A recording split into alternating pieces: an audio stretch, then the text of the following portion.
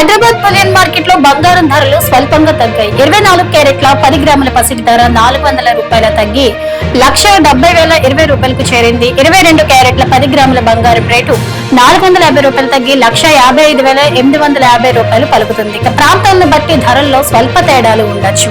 ఇక T20 world cup semis లో ఎల్లుండి ఇండియా వర్సెస్ ఇంగ్లాండ్ తలపడనున్నాయి. వరల్డ్ కప్ చరిత్రలో రెండు జట్లు 2 సార్లు తలపడగా చెరోసారి గెలిచాయి.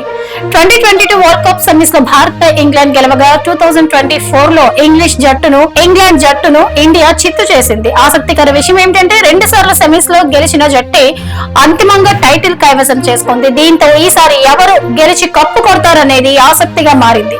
బ్యాటింగ్ బౌలింగ్ విభాగంలో 2 జట్లు బలంగా ఉన్నాయి. ఉస్తాద్ భగత్ సింగ్ సినిమా టైటిల్ ను తొలుత భవదీయుడు భగత్ సింగ్ అనుకున్నట్లు డైరెక్టర్ హరీష్ శంకర్ వెల్లడించారు.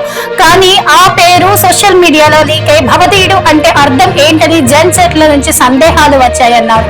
పేరు అర్థం కాకపోతే ఎలా అని ఆలోచించి ఉస్తాద్ భగత్ సింగ్ ఖరారు చేసినట్లు చెప్పారు. దీన్ని ఎందుకు సెలెక్ట్ చేశామనేది సినిమా చూస్తే తెలుస్తుందన్నారు. అలాగే ఈ సినిమా రీమేక్ కాదని మరోసారి స్పష్టం చేశారు. హోలీ పండుగ నేపథ్యంలో ఈ రోజు స్టాక్ ఎక్స్చేంజీలకు సెలవు ఉంటుంది. National stock exchange, Bombay stock exchange మళ్లీ రేపు తెరుచుకుంటాయి. దీంతో ఇవాళ ఈక్విటీ సెక్యూరిటీస్ ట్రెండింగ్ ఉండదు.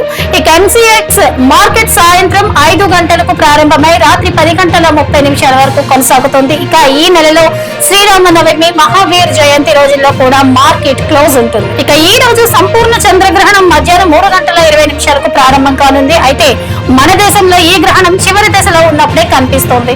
తెలుగు రాష్ట్రాల వారు సాయంత్రం 6:20 నుంచి 6:47 వరకు గ్రహణాన్ని చూడొచ్చు. కాగా గ్రహణం సందర్భంగా ఈ రోజు ప్రధాన ఆలయాలు అన్ని మూతపడతాయి. ఇక భారత్ తో సహా ఈ సంపూర్ణ చంద్రగ్రహణం తూర్పాసియా, ఆస్ట్రేలియా, అమెరికాలో కనిపిస్తుంది. ఇరాన్ సుప్రీం లీడర్ ఖమేనీ హత్యపై కేంద్ర ప్రభుత్వం మౌనం వహించడాన్ని కాంగ్రెస్ అగ్రనేత సోనియా గాంధీ తప్పుపట్టారు.